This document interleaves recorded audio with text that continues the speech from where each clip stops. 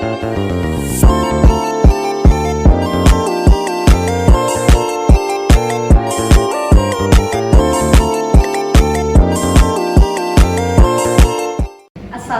warahmatullahi wabarakatuh. Memasuki era digitalisasi saat ini membuat semakin banyaknya fitur-fitur yang mempermudah kehidupan manusia. Yang dulunya kita dapat membayar secara tunai, sekarang kita bisa membayar secara non-tunai, seperti melakukan pembayaran melalui digital. Nah, untuk itu, mari kita telusuri bersama apa-apa saja yang terkait dengan digital payment system. Bersama saya, Eliana, dengan NIM 2303D009. Oke, langsung saja. Pada poin yang pertama, sistem pembayaran digital adalah metode pembayaran online tanpa uang tunai fisik. Transaksi dilakukan melalui platform digital seperti UPI, e-wallet, atau kartu bank. Adapun keuntungannya meliputi pertumbuhan ekonomi, keamanan, dan kenyamanan. Nah, transformasi digital mendorong integrasi solusi pembayaran digital bisnis untuk manfaat yang maksimal. Oke, selanjutnya, mengapa topik ini penting? Nah, topik digital payment system ini penting karena memberikan kemudahan dan keamanan dalam transaksi. Nah, mendukung pertumbuhan ekonomi digital, memungkinkan adaptasi terhadap perubahan teknologi, dan membuka peluang bisnis baru. Dengan memahami sistem pembayaran digital, individu dan bisnis dapat meningkatkan efisiensi, keamanan, dan pertumbuhan dalam ekosistem. Pembayaran digital akan terus berkembang. Adapun selanjutnya, payment system yang akan saya bahas di sini, yang pertama ada QR Code. Nah, sistem pembayaran QR Code ini adalah metode pembayaran yang memanfaatkan kode QR atau quick response untuk melakukan transaksi. Penggunaan cukup memindai kode QR yang terdapat di merchant atau tagihan, kemudian melakukan pembayaran melalui aplikasi atau platform pembayaran yang terhubung.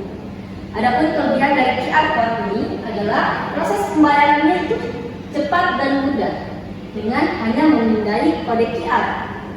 Pengguna kode QR dinilai lebih aman karena tidak perlu mengungkapkan informasi sensitif seperti nomor kartu.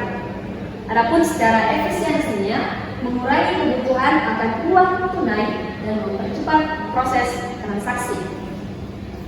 Selanjutnya, yang kedua, ada virtual account. Virtual account adalah metode pembayaran yang memberikan nomor rekening virtual kepada pengguna untuk melakukan pembayaran atas barang atau jasa tertentu. Nah, setiap transaksi menggunakan virtual account akan tercatat secara otomatis di dalam sistem pembukuan dan memudahkan proses verifikasi dan reconciliation. Adapun metode pemakaian virtual account adalah penerimaan nomor rekening virtual. Nah, pengguna akan menerima nomor rekening virtual yang unik untuk setiap transaksi atau pembayaran tertentu. Adapun untuk proses pembayarannya, pengguna melakukan transfer atau pembayaran ke nomor rekening virtual yang telah diberikan, biasanya melalui ATM, mobile banking, internet banking, atau agen pembayaran digital.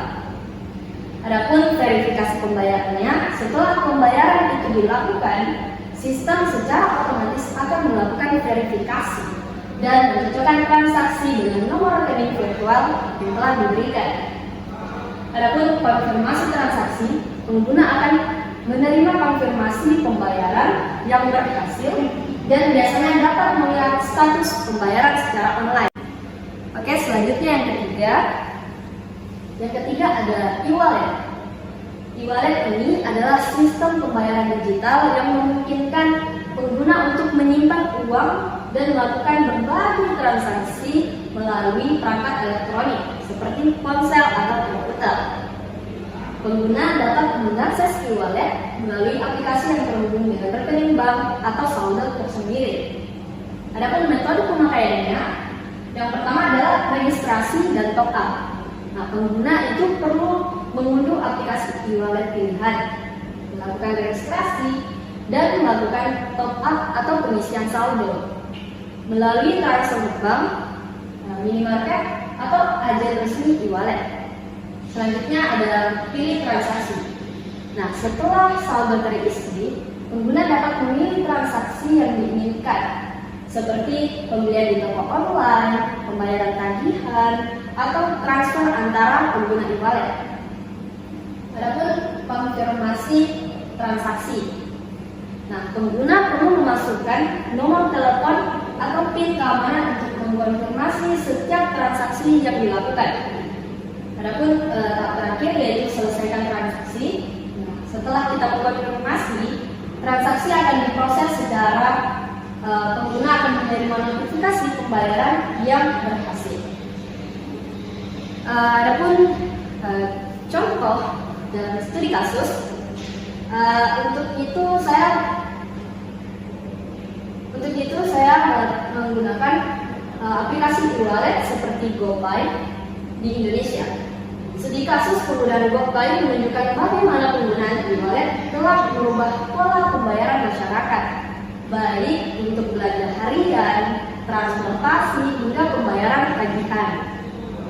Dengan kemudahan akses, keamanan transaksi, dan berbagai promo menarik, GoPay telah menjadi pilihan utama masyarakat dalam melakukan transaksi sehari-hari.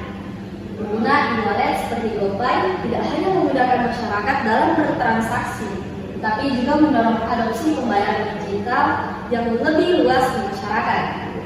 Hal ini mencerminkan bagaimana inovasi dalam sistem pembayaran dapat membawa dampak positif dalam meningkatkan inklusi keuangan dan mempermudah akses terhadap layanan keuangan bagi masyarakat umum. Adapun yang selanjutnya adalah data yang mendukung. Berdasarkan data yang tersedia, pengguna e-wallet di Indonesia seperti GoPay terus meningkat pesat. Statistik menunjukkan bahwa transaksi pengguna e-wallet telah mengalami peningkatan signifikan dalam beberapa tahun terakhir, mencerminkan adopsi kuat dari masyarakat terhadap metode pembayaran digital yang bersumber dari OJK Annual Report 2020.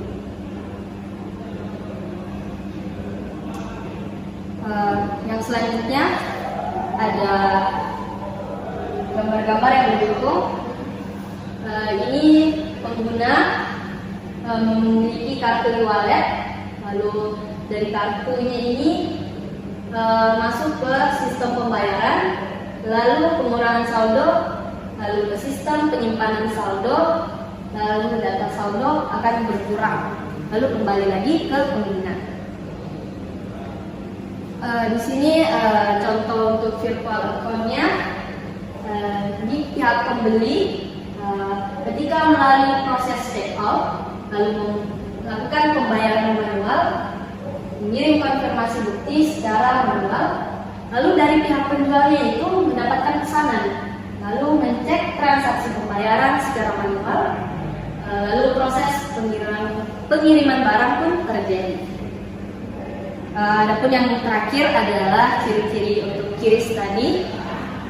Untuk ciri-ciri QRIS terdapat logo QRIS, nama merchant, ada PID dan cetak transaksi, ada logo GPN, ada NFID dan QR code, dan yang terakhir nama acquirer. Oke, thank you. Sekian dari saya, kurang lebihnya mohon dimaafkan. Untuk di lain kesempatan atau ada hal yang ingin ditanyakan, silakan mengirim komentar kalian di kolom komentar. Sekian dari saya. Wassalamualaikum warahmatullahi wabarakatuh.